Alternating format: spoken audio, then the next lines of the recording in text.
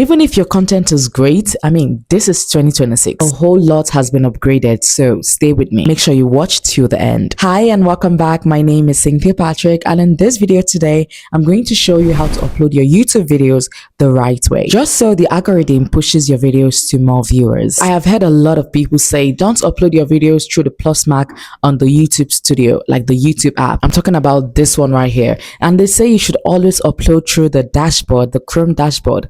And I'm like, why? Some creators have made videos about this, and for me, I don't think that's entirely true. The platform doesn't punish you for uploading through the app. I mean, why else is the app there for uploading's sake? What really matters is how you upload your videos, not which device you use. Here's the thing, YouTube cares about watch time, click-through rate, and engagement, not whether you press record on your phone or your desktop. So even if you upload from your phone app, your videos can still perform amazing as long as you follow the right steps for title, description, captions, and audience settings. That being said, yes, the Chrome dashboard does give more advanced options like playlist, end screens, cards, which can make things really easier when it comes to optimization. But it's not a requirement. It's just a place where you can go back after uploading your video to, fine tune and edit your video settings properly. So don't stress about the app versus dashboard. Focus on uploading correctly and optimizing your metadata, and also making your videos engaging from start to finish, because that's what actually helps your video get recommended and get views. And that is what worked for this video that I uploaded through the plus sign casually, but not entirely casually, because there are things I did before I clicked that upload button. And these things I'm about to share are like so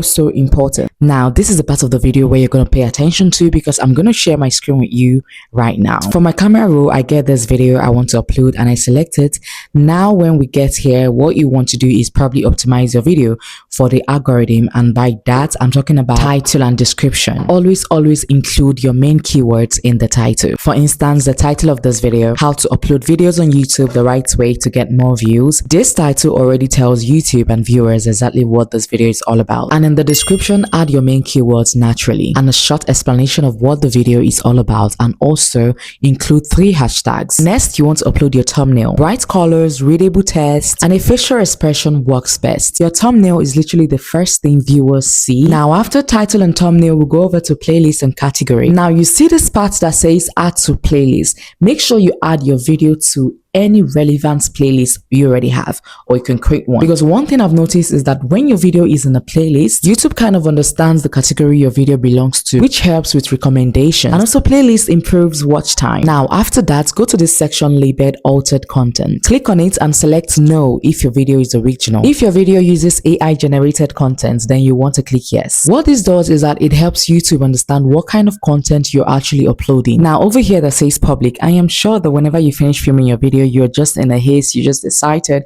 and you want to just upload it and let it just go public. But here is the thing, what I do recommend is setting it on private. Uploading as private first give you time to double check your title, your thumbnail, and also your audience setting before anyone sees it. This is very important because YouTube actually likes it when your video is optimized properly before it goes public. This right here increases the chance of your videos getting recommended and also shown to the right audience. Once you're done with all your optimization and everything looks perfect, you can now go ahead to set it on public or schedule it for the best time to get maximum views. Next, let's talk about audience settings. You see that option whenever you're uploading your video, something comes up and it asks you, is this video made for kids? And you get to choose yes or no.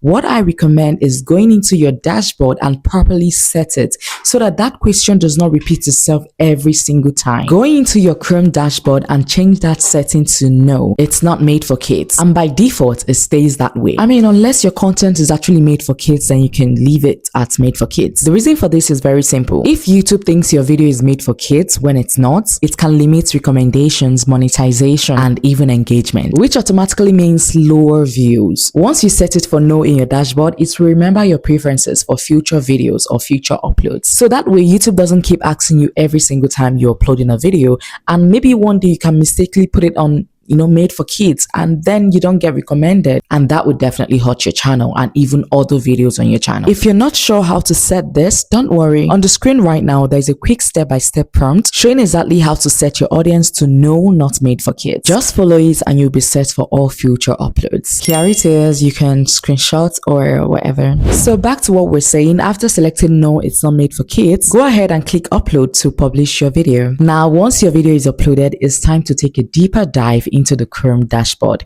Chrome YouTube dashboard. This is just so we can properly optimize it. Now, one of the most important things here is to add end screens and cards. This is also very important because you want to promote your other videos. What if this video you're uploading now does so well? If it does well, your other videos you recommended or you added end screens on or cards on will also do well because people want to check them out too. So you can use the end screen to promote your other videos, your playlist, or even your social media handle, and this will keep viewers on your channel longer. And guess what that tells YouTube? It tells YouTube that you're a serious business person and to start recommending your videos because you're doing all the right things. So after you must have done all of these things, the next thing you want to do is set your video public. Make sure you set it public at the right time. Check your audience analytics to know when your audience are most active. This helps your video get initial engagement, which is very good for the SEO and which is also key for YouTube pushing it further. As a YouTuber, you and your YouTube dashboard needs to be 5 and 6. You need to be checking up on your dashboard as if it was your girlfriend or your boyfriend. That's where you can understand what's working and what's not, instead of just moving blindly. YouTube is strategy, it's not luck. And that's it, my friend. Follow these steps and YouTube will start recommending your videos. Comment below if YouTube has stopped recommending your videos or if you're having this issue. Let's see how we can solve that together. If you like this video, please like, comment down below your subscribers goal for 2026 and hit that subscribe button. Thanks for watching. Go upload like a pro.